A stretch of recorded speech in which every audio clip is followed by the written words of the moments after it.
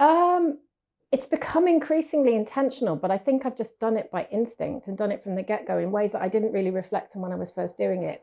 Um, it comes from a bunch of different places, I suppose, really. I mean, I think, I come from, I'm a first generation university student in my family. So I guess, if we're talking about Austen specifically, I came to Austen first as a fan, as a reader, as a member of the public, and sort of, much to everybody's surprise, including my own, kind of fell into academia as something that just sort of was not something I ever envisaged when I walked into a university at 18 years old, that I would never ever leave them. So I suppose that's it's partly to do with how I came into the academic world in the first place.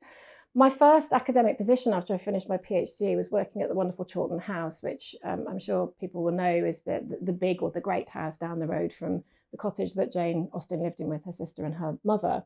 And I was there at an extraordinarily exciting time at Chawton House when the house was still in the very last stages of its renovation. The very first time I went, I was wearing a hard hat, and I was there when the books were unpacked, then when they came over to be part of that incredible collection of women's writing that's there. And my job at the time was to work across public programming and academic programming at the University of Southampton. And it was work that I did very gladly and freely.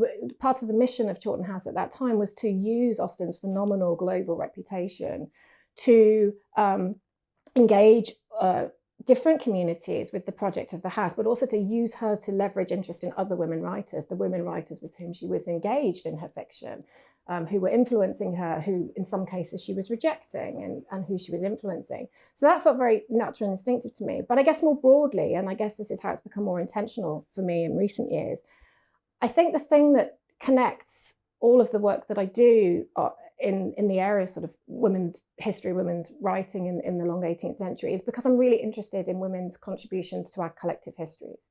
And the way that the work, and I mean that term work in a very capacious sense, not just intellectual work of writing, that the contributions that women's work has made to our collective histories.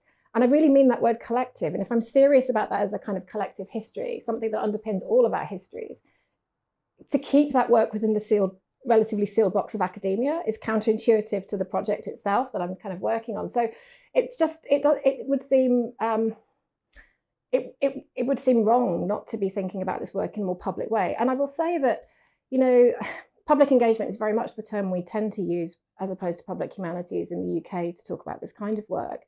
And I think lots of people are extremely good at it. I think sometimes public engagement can be misunderstood as another way of describing kind of dissemination of academic work in the world beyond the university. And I think that's really missing the point. It's not about taking work that happens in universities beyond the university. I think public engagement is a two-way dialogue. It's about conversation. It's about co-production of knowledge and insight. And I will say that the wonderful communities of people that I feel I've worked with in my academic work over the last few years have shaped everything I've done.